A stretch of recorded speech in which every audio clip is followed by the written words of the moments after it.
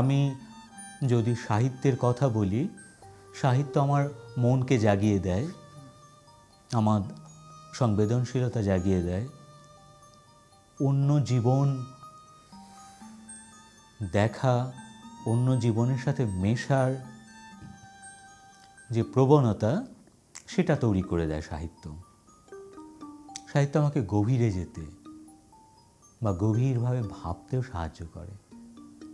পাশাপাশি বিজ্ঞানের যে বিষয়, বিশেষ করে প্রযুক্তিগত বিজ্ঞান, যে বিষয়টা আমরা বিশেষ করে আমি যেটা নিয়ে কাজ করছি, সেটার কোথায় যেন একটা জায়গা আছে যেটা এই গভীরতাকেই ছুঁয়ে যেতে চায়। আমরা তথ্য প্রযুক্তি এত সহজে আমার মন কেড়ে নিয়েছে, শুধুই কি এর প্রায়োগিক কারণে, শুধুই কি প্রায়োগিক প্রয়োজনে? আমার কাছে মনে হয় না শুধুই প্রায়োগিক প্রয়োজনে, কারণ এটা জ্ঞানের অন্যতর একটা শাখা, যেই জ্ঞান আমরা হাজার বছরে দেখিনি, যেই জ্ঞানের কাছে আসতে আমাদের হাজার বছর লেগেছে। হঠাৎ এসে আমরা দেখলাম এটা একটা অফুরান জগৎ, এখানে কৃত্রিমভাবে এত কিছু ভাবা সম্ভব যেটা আমরা আগে কখনোই ভাবিনি।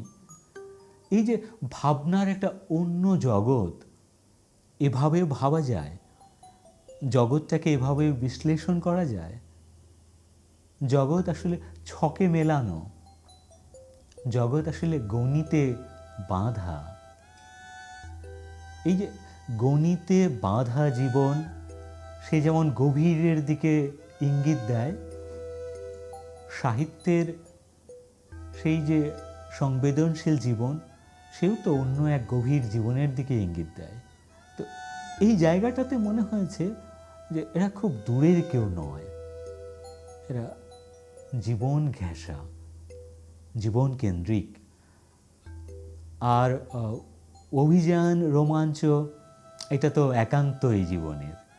তো আমার কখনো মনে হয়নি যে এই সব বিষয় খুব বিচ্ছিন্ন আমার জীবন থেকে। এর সংমিশ্রণে যে একটা সত্তা, সেইটাকে আমি খুব উপভোগ করি।